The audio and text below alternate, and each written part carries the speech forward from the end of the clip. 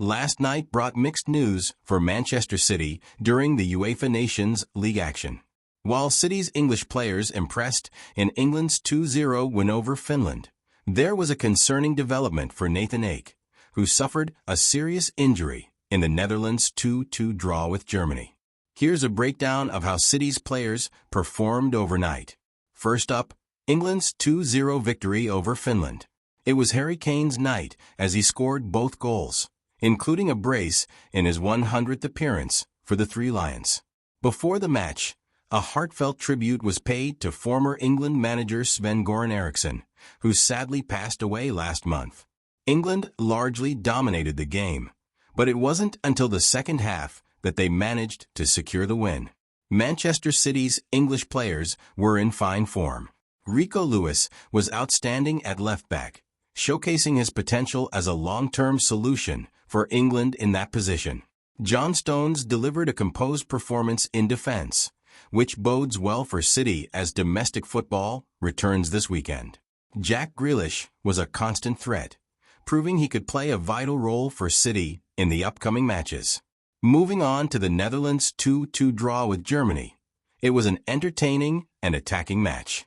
Thierry Reinders and Denzel Dumfries scored for the Dutch, while Germany responded with goals from Joshua Kimmich and Dennis Undav to level the match. Unfortunately, the night took a grim turn for City fans as Nathan Ake was stretchered off in the first half with what appeared to be a serious muscle injury. Ake has been steadily building into the new season, and this injury will be a big blow for him and Manchester City. The club will be hoping for positive news regarding his fitness in the coming days. Meanwhile, Kevin De Bruyne was in action for Belgium, but it wasn't a night to remember for the midfield maestro. Belgium fell to a 2-0 defeat to France, and De Bruyne's frustration with his country's performance was clear. In post-match comments, he criticized Belgium's tactics and questioned whether some of his teammates could handle the demands of top-level football. His dissatisfaction raises the question of whether De Bruyne might consider stepping away from international duty to focus solely on his club career.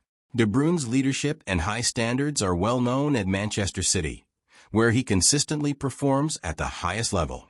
But it's evident that he doesn't feel the same support within the Belgian national team.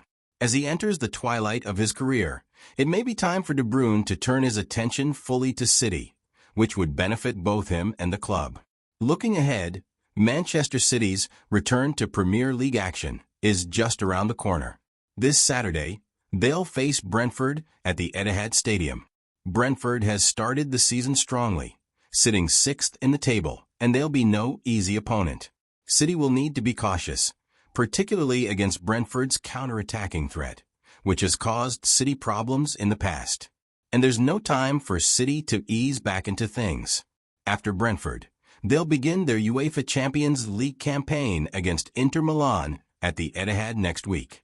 Inter Milan presents a different type of challenge, and City will need to be at their best to continue their strong form. Then, only 49 hours later, the champions face Arsenal and Watford in the Carabao Cup, adding to the hectic schedule ahead. Pep Guardiola's side will need to hit the ground running after the international break. With big games on the horizon and no time to waste, City must quickly find the form that saw them dominate against Chelsea, Ipswich Town, and West Ham earlier in the season. There's no room for complacency, and the grind starts this weekend at the Etihad.